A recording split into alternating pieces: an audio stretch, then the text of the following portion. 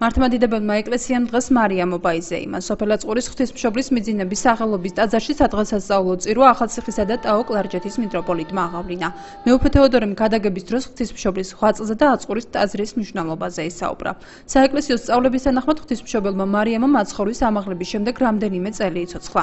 ის სიონის მთაზე იოანე ღვთისმეტყველის სახლში ცხოვრობდა და ხშირად დადიოდა იმ ადგილებში, სადაც იესო იმყოფებოდა. ზეთისხილის მთაზე ლოცვისას მას მთავარანგელოზი გაბრიელი გამოეცხადა და აუწყა, რომ სამ დღეში მისი ზეცაში ახლთვის დრო დადგებოდა. ღვთისმშობელი ღმერთ შეევედრა, რომ სხეულიდან გასვლის შამს მას ჯოჯოხეთი არ ეხილა და მისი სული თვით უფალს მიეღო.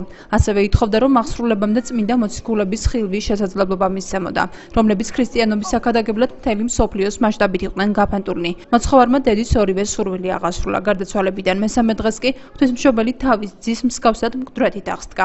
ყოვლადწმინდა მარიამის აღსასრულს ეკლესია მიძინებას უწოდებს.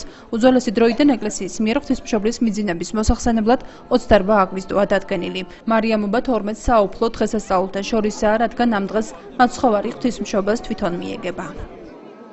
მე მინდა მოგვილოცოთ ყველას დღევანდელი წყინვალე დღესასწაული, მიძინება ყოვლადწმიდისა ღვთისმშობელისა. ეს განსაკუთრებული დღესასწაულია და კიდევ უფრო განსაკუთრებულია საქართველოსთვის, ჩვენი ქვეყნისათვის, რადგან ჩვენი ქვეყანა არის წილხვედრი ყოვლადწმინდა დედა ღვთისმშობელისა.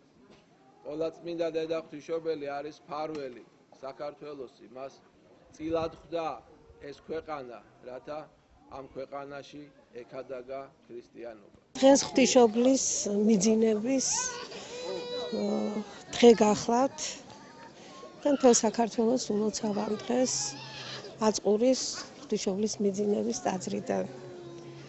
გამთლიანებას, ბედნიერებას და სიკეთეს უსურვებთ მთელ ქართულ ხალხს, მთელ საქართველოს და მთელი საქართველოს მოსახლეობას.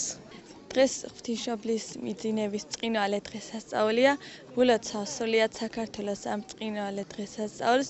ღვთისმშობლის ძალა და მადლი ფარადეს სრულიად საქართველოს.